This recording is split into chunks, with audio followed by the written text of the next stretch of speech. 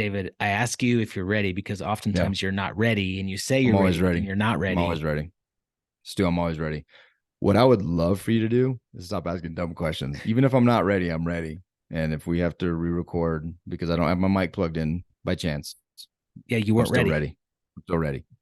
Lock it up.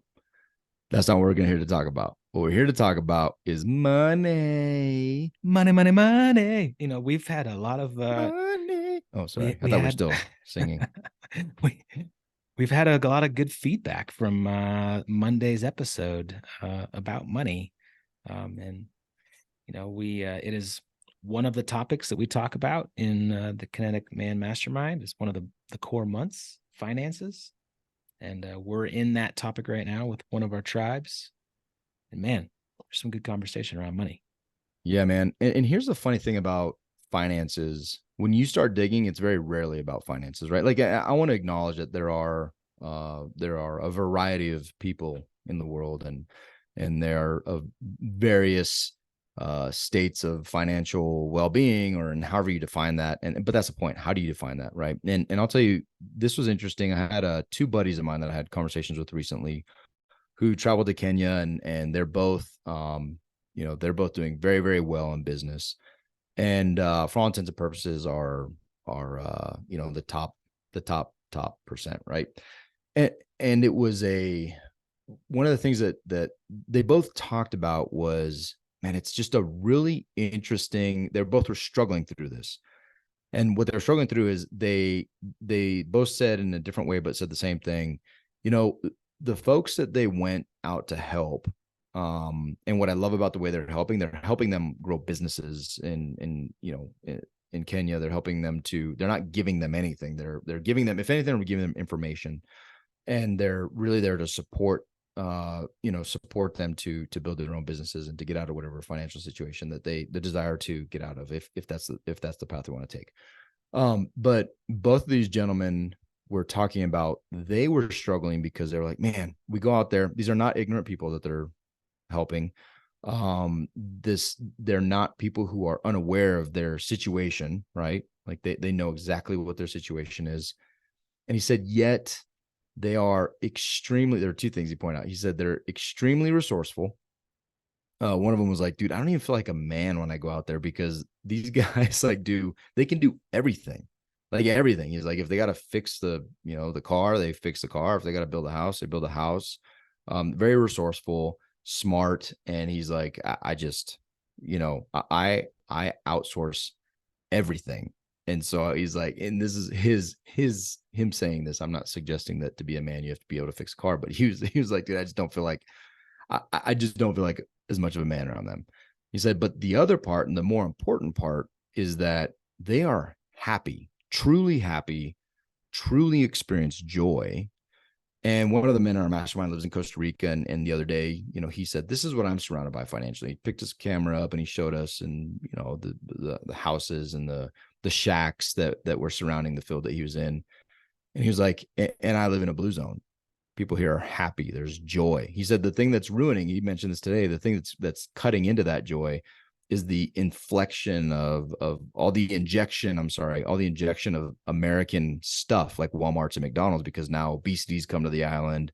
And people have to, instead of there being local things, or driving to have to access these things. So he's not bashing America. He's just saying it's not necessarily the best way.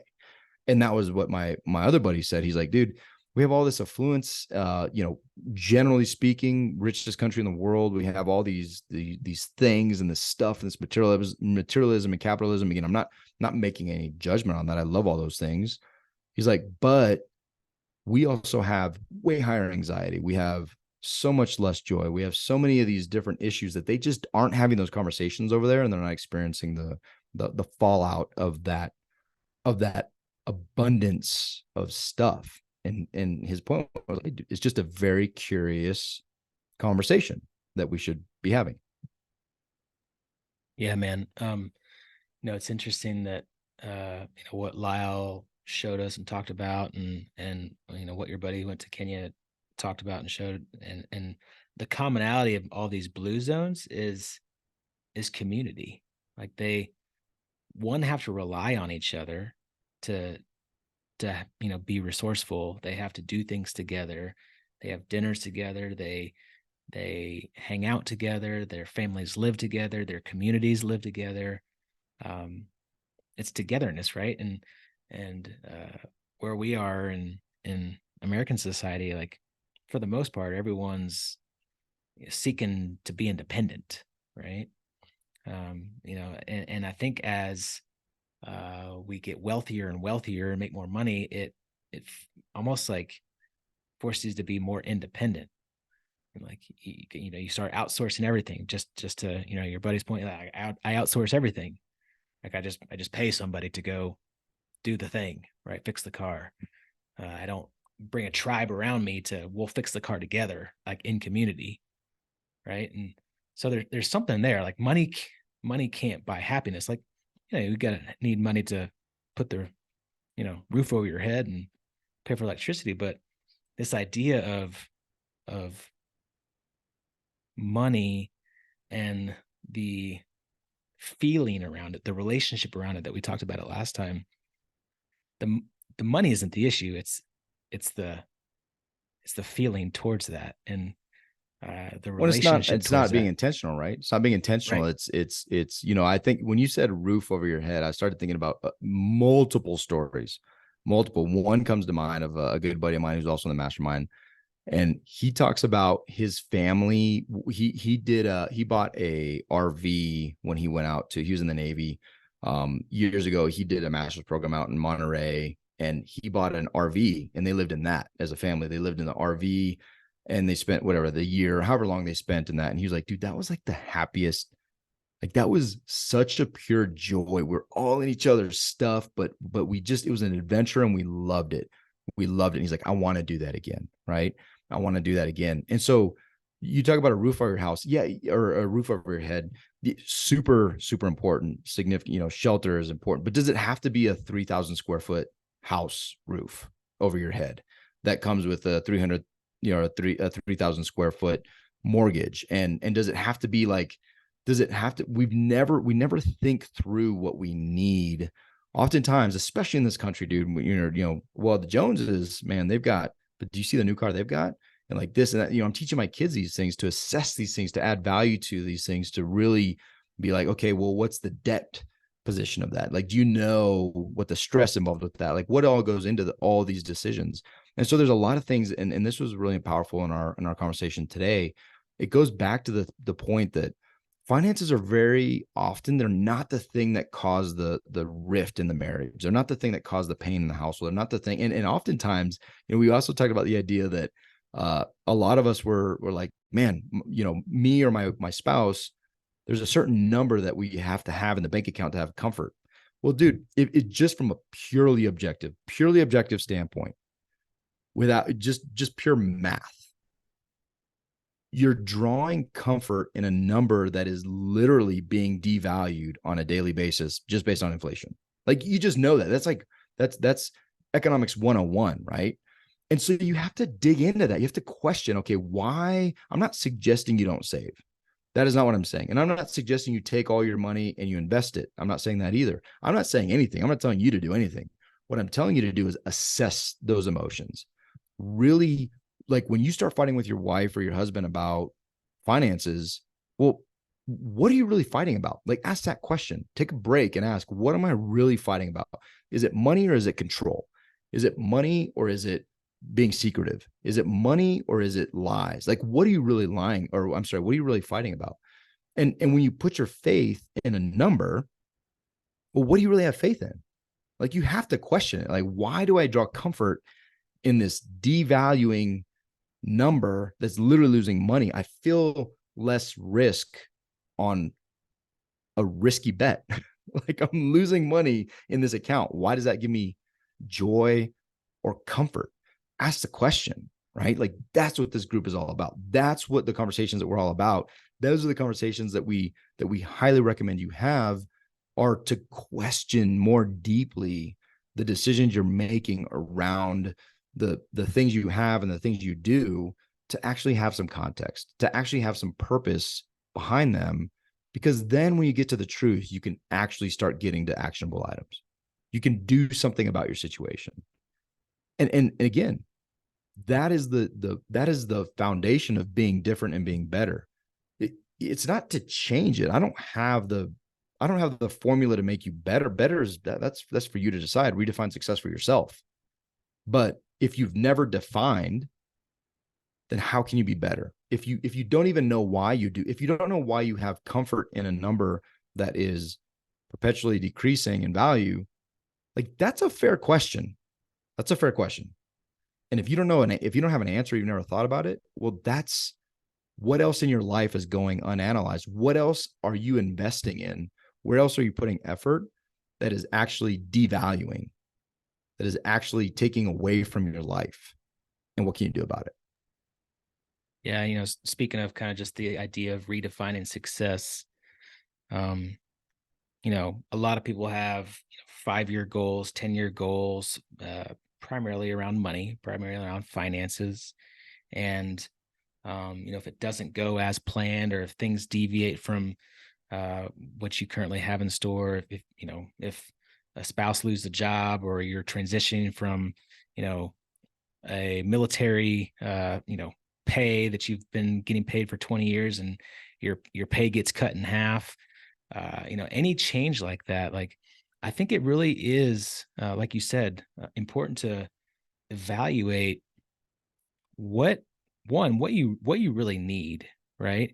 Because if you have enough money in the bank, or a paycheck that covers your expenses, that covers the roof over your head, the water, the electricity, putting food on the table, like, we're better off than most people in the world.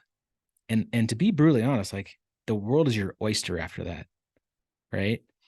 And maybe it's okay that you don't go immediately into another high paying job. And maybe redefining success is, I do have a little bit more margin in my life to be at home and be present with my kids. Maybe it is okay for it to be a one income family instead of a two income family, because the other can then pour into, the time at home, and to be, present for the kids, and to open up capacity and margin to be healthy, or whatever that is for you, to really redefine success. Success isn't just about money. It's about relationships. It's about, family. It's about being healthy. It's about giving. It's about your faith. It's about so many other things that we talk about in the Kinetic Man Mastermind. um, and maybe not making as much money might be a better definition of success, because it opens up avenues and apertures for other things in your life. Yeah, man. And I mean, at least at a minimum, you're just thinking about, right. And that's what I love about this community that we have. I feel like I'm a pretty intentional dude with this stuff, right? You and I mean, it's not like 15 minutes or an hour 15 a week that we spend on talking about these things. Like, you and I are very much in conversation. Steven, you throw him in a loop, like, it changes the whole dynamic of those conversations and challenges. Well, in our community, in the Kinetic Man, even today, dude, like, that level of intentionality that we have, and then we go into this group, and a couple dudes say some things, and I'm like, dude, I need to reassess the way I'm thinking about this. Like, I personally need to, I left the call today, this is 10 minutes ago. I left it like, man, I really need to, I have more work to do, because the number that I set, that I'm potentially capping my income at, like, what is that really, what all goes into that? Like, what is really being driven at? How much of that is also influence, like, that I want to be at a certain economic or a certain pay level? Like, how much is that? I still haven't fully defined what I need. Right. And that's a great conversation too. Like, what do I need? What do I want? That in and of itself is a great exercise to just assess, what do I truly need? What do I want? Because it's in there, and it influences the way that you act and the things that you do. So you might as well name it, right? And then you at least can balance. So you can name it. Wow, dude, I really want a Lambo, but I really want to hang out with my kids. Like, what's more important? I personally do not want a Lambo. That strikes me as an absolutely horrendous for my knees and my hips to get in and out of that thing would be absolutely terrible. But that aside, what are the things? It just really, the community, the power of the community, it's forcing me to to relook at it and redefine and be like, man, do I really want that? Do I really want that? Because that number also has impact on a number of lives. Not only is it my wife and my kids, and the impact of my time, but it impacts you and Steven, right? There's a true impact. If I'm like, hey guys, I'm ready to roll. Like I want to go 18, I want to go 10 hours a day. I want to go 70 hours a week. Let's do this. Let's do. And you guys are like, no. Or if I'm like, yeah, you know what? My number's like 2K a month. I'm totally good. Like I actually want to really cut my hours back significantly. Maybe I don't even want to see you guys. That has an impact too. But if you never just go through the mental gymnastics of doing that and then run that by a tribe and be challenged in your thought process, most people, here's what they're afraid of in a tribe like this. They're afraid of success. I'm just going to call it straight up. You're afraid to be better. I'm reading a book right now, The Big Leap, and it's science, right? Well, it's science. Let's say you are afraid to live your best life. It's true. And so the idea of living in this place of being an awesome dad, an awesome husband, and making the money that you want to make, and having a life that is very fulfilling, most of us are afraid of that, and we sabotage that because of the way we're programmed. And so that's the power of this group, is to get around some guys that challenge that and not to avoid those questions anymore and be like, okay, oh, that's really good. I can't tell you the number of conversations that I have had and need to have with my wife because somebody else did it before I did. And they told me about it, right? Or finances, the things to consider, or fun, or friends, or any of these things, family, all these things that we talk about, man, like, do you truly want to be better? Do you truly want to be better? And what is that worth to you? And I think that's really the basis of this question, the basis of this finances conversation. It's rarely about the finances. It's about you and your faith and your family and where your time goes and your energy and your capacity and your joy and your passion, your love, all these things. It's not finances. Like, put it where it's like saying hammers. Man, hammers really make me happy, dude. I love hammers. It's the best ever. No, dude. I mean, hammers are pretty rad. Hammers are dope. I actually do love hammers. I probably have 4 or 5 hammers at home. I got the big ones, got the small ones, got the floor laying ones. I love hammers. Hammers are awesome. They're great. But at the end of the day, are you going to get a divorce over a hammer? Maybe. Most I mean, likely. if my Maybe wife if your wife's breaks a contractor, my favorite hammer, yeah, like, you're out. You're you're out. out. Right. If she breaks a hammer, though, I'm going to be like, okay, how'd she do that? That's pretty impressive. But most likely it's a tool. You're not going to get a divorce over that. So when you say, oh, we just can't get this financial thing in our marriage, baloney, dude. It's something else. Quit hiding behind it and let's get to the root. And finance is a great place to do that. Let's get to the root. Why does my bank account so important? Oh, because I have no faith in God. Ooh, that one stings. Okay. There it is. All right, there it is. Why do I not give? Why am I not generous? Well, because I'm greedy. Oh, interesting. What are you gonna do about it? So that's what we talk about. These are the things we talk about. If this excites you, which it should, I hope it does. And we're looking for the dudes that this does excite, right? We're looking for the men that these kind of conversations, going deep, that are excited by this, that are excited by the challenge. The guys in our group that have lost collectively, well over 200 pounds at this point. Like, I mean, the guys that want to be better physically, the guys that want to be better mentally, who want to be challenged, who want other men in their life, when they say bullcrap, like, oh, I'm getting divorced because of finances. Nah, dude, let's dig into that. Oh, you're a control freak and you cheated on your wife and you're saying that's finances? No, like, let's dig in, right? Let's get real. Let's be vulnerable. Let's be better. Let's be different. Let's be amazing. Let's do this, Stu. Come on. Take uncommon action. Uncommon action. Redefine success. Get it. See ya. See you.